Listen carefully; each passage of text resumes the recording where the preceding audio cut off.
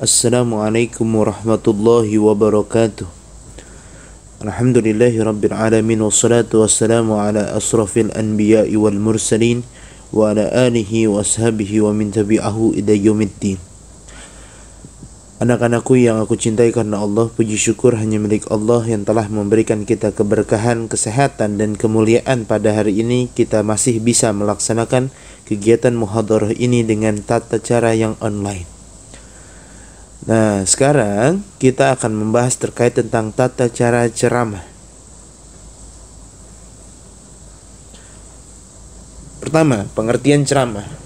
Apa itu pengertian ceramah? Pengertian ceramah itu adalah memberikan uraian tentang suatu hal atau pengetahuan dan sebagainya. Menyampaikan ceramah. Menceramahkan adalah membentangkan atau memberikan ulasan tentang suatu hal dengan ceramah. Adapun orang yang memberikan ceramah disebut penceramah.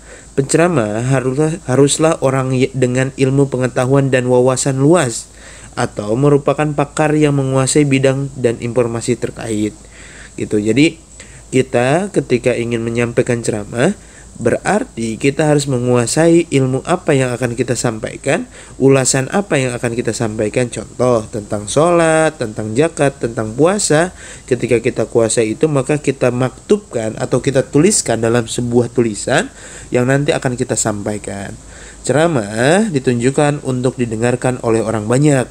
Dalam teks ceramah biasanya mengandung pesan yang berisi petunjuk, nasihat atau petuah Jadi ada nasihat juga di situ. Selanjutnya, ciri-ciri teks ceramah. Yang pertama, ada sesuatu yang dijelaskan atau diinformasikan dengan memperluas pengetahuan para pendengar Jadi ketika kita menyampaikan sesuatu, menjelaskan sesuatu untuk memperluas pengetahuan baik yang didengarkan ataupun diri kita sendiri. Yang kedua, disampaikan oleh orang yang memiliki keahlian atau dianggap pakar dalam bidang atau disiplin ilmu yang diceramahkan Jadi ketika kita ingin ceramah, kita harus menguasai apa yang harus kita kuasai. Contoh sholat misalkan, sholat itu 5 waktu, berarti kita harus menguasai itu.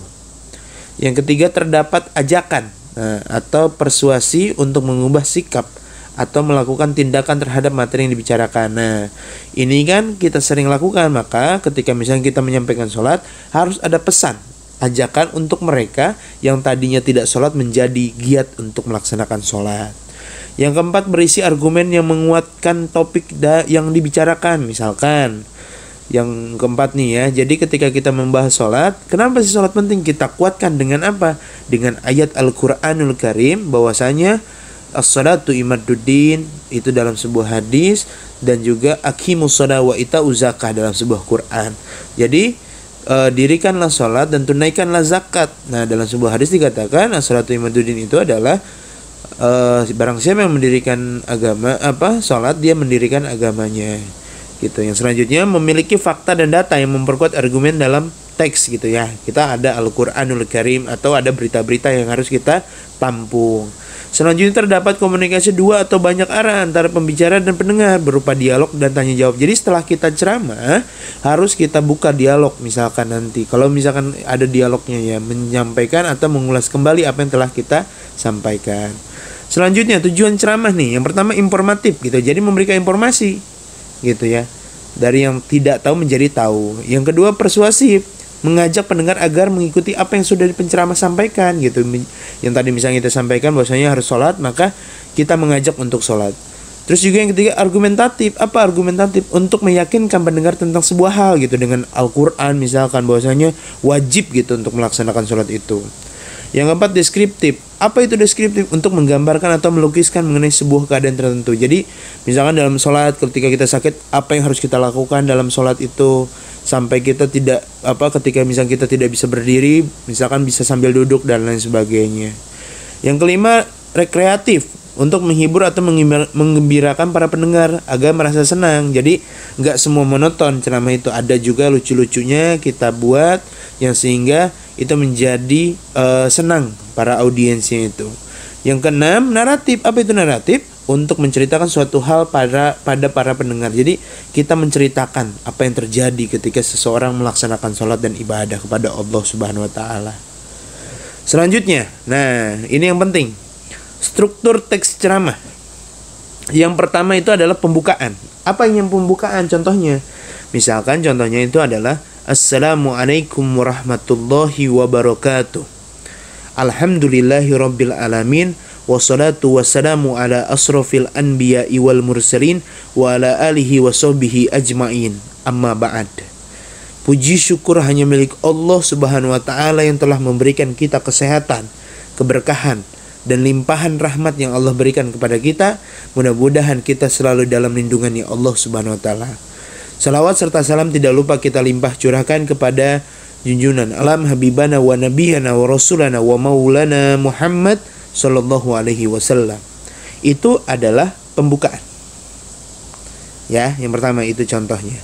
Yang kedua, isi atau rangkaian argumen. Apa isinya? Misalkan tadi sudah kan kita pembukaan, isinya yang kedua nih ya. Dalam Al-Qur'anul Karim dijelaskan bahwasanya inna sholata tanha 'anil fahsya'i wal munkar. Bahwasanya salat itu mencegah dari perbuatan keji dan munkar. Maka sebagai umat beragama, sebagai umat muslim yang taat kepada Allah dan Rasulnya, kita harus wajib melaksanakan sholat 5 waktu. Agar apa? Agar Allah selalu memberikan naungan keberkahan bagi kita untuk meninggalkan apa-apa yang dilarang oleh Allah dan menjalankan apa-apa yang diperintahkan oleh Allah, yang sehingga kita terhindar dari perbuatan keji dan munkar. Nah, itu disebut dengan isi. Nah, terakhir penutup. Misalkan apa penutupnya? Ketika tadi pembukaan sudah, isi sudah, maka penutupnya adalah, maka dari itu ketika kita mengaku bahwasanya kita adalah mukmin yang sejati yang taat kepada Allah, maka harus senantiasalah kita melaksanakan ibadah dengan sebaik-baiknya, dengan menjalankan apa yang diperintahkan oleh Allah dengan sebaik-baiknya sebagai hamba yang taat kepada Allah. Untuk apa? Untuk menuju kepada ketakwaan yang sesungguhnya, supaya kita masuk ke dalam surganya Allah Subhanahu wa taala. Kurang lebihnya mohon maaf lahir batin. Billahi taufik wal hidayah. Wassalamualaikum warahmatullahi wabarakatuh. Itu 3 rangkaiannya, dari mulai pembukaan, isi, dan penutup. Selanjutnya, saya sebagai pembina muhadharah dengan Ibu Rezia akan menyampaikan tugas kepada kalian dengan link absen yang ada di bawah nanti dalam deskripsinya. Maka kalian harus membuat ceramah, ya, ditulis tangan dalam sebuah kertas, kalian foto dan kalian upload kepada form yang sudah tersedia. Mudah-mudahan ada manfaatnya. Billahi taufik wal hidayah. Wassalamualaikum warahmatullahi wabarakatuh.